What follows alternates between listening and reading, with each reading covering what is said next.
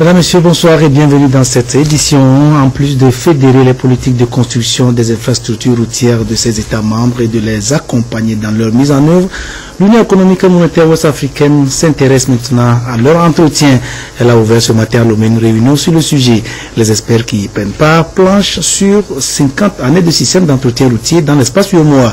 Il s'agit en fait de s'assurer de l'efficacité du travail réalisé en la matière durant cette période et le cas échéant envisager de nouvelles stratégies pour l'avenir. Reportage Esther Laclé, Chazinambaga. Mûs par la volonté d'accélérer la croissance de leurs économies et de réduire la pauvreté, les États de l'UEMOA se sont engagés dans des projets ambitieux de construction et de réhabilitation de leurs infrastructures routières. Ces efforts ont été payants avec des échanges commerciaux qui ont nettement progressé de 122% entre 2009 et 2013 selon les chiffres de l'institution sous-régionale. En dépit de ces performances, force est de constater que les réseaux routiers dans l'espace UEMOA restent caractérisés par une détérioration rapide, faute d'entretien adéquat. La BOAD, qui intervient dans la mobilisation d'importantes ressources pour l'aménagement de ces infrastructures routières, est préoccupée par leur dégradation prématurée.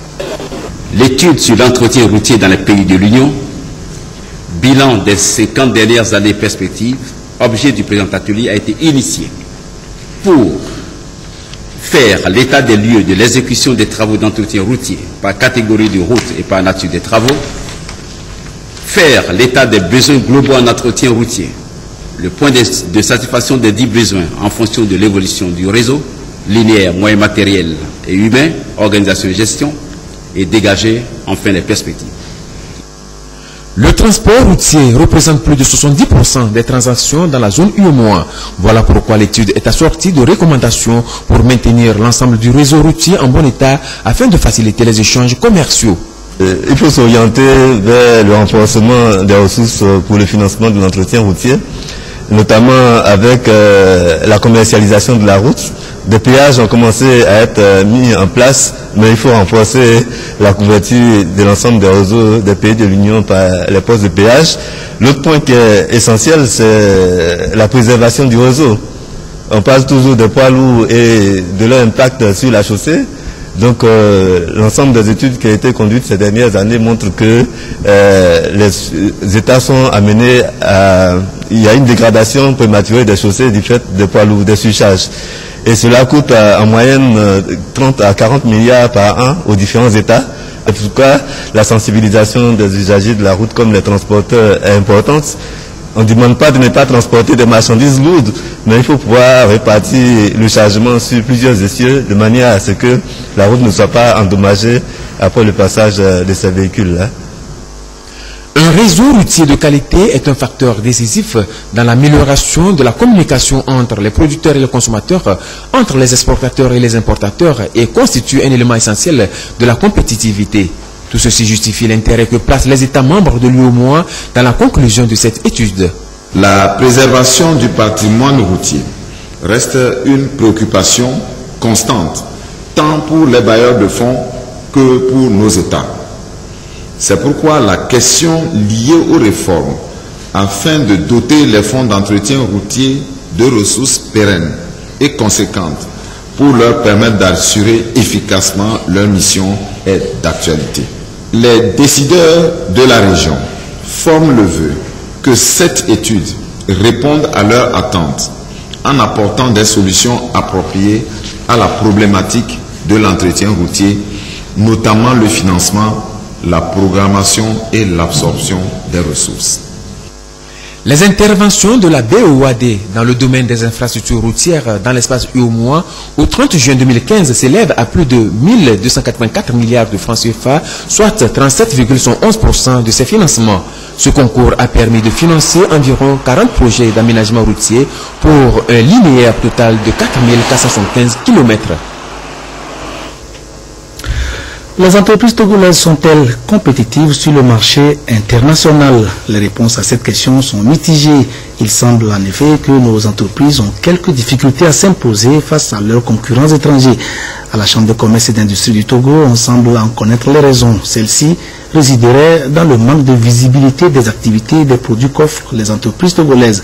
Pour aider ces dernières à redresser la barre, la CCIT a donc décidé de les initier au marketing, seule alternative pour fidéliser une clientèle devenue très exigeante. Lucassi, Antoinette Romain-Vovo.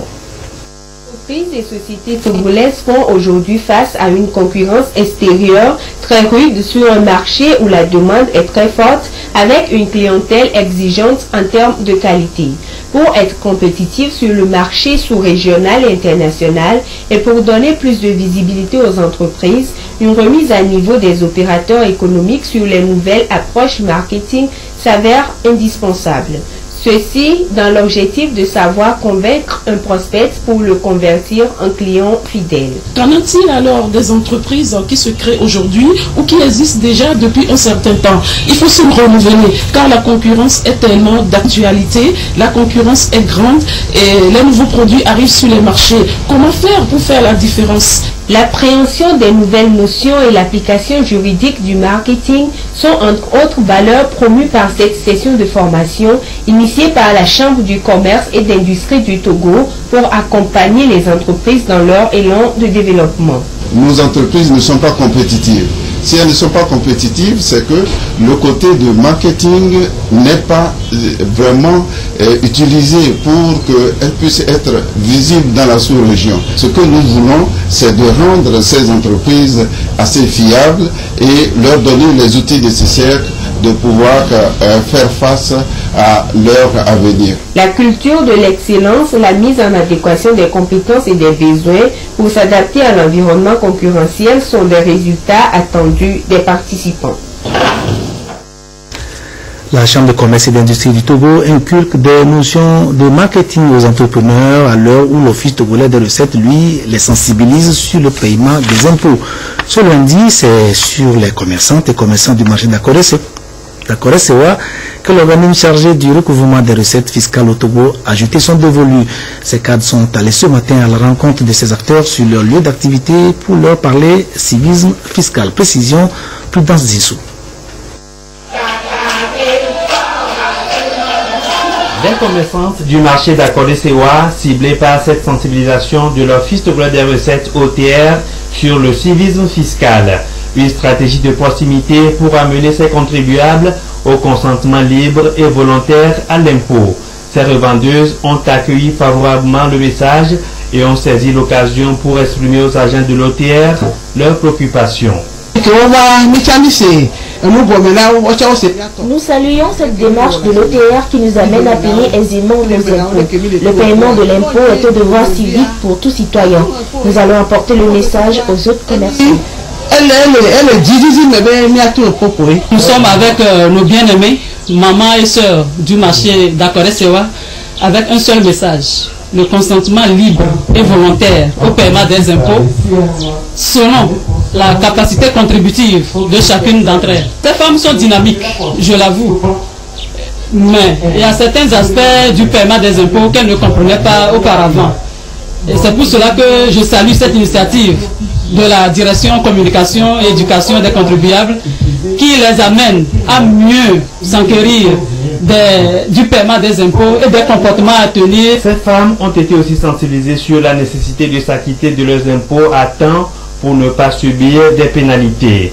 Le numéro vert, le 82-80 sur l'anticorruption, était aussi au centre des échanges.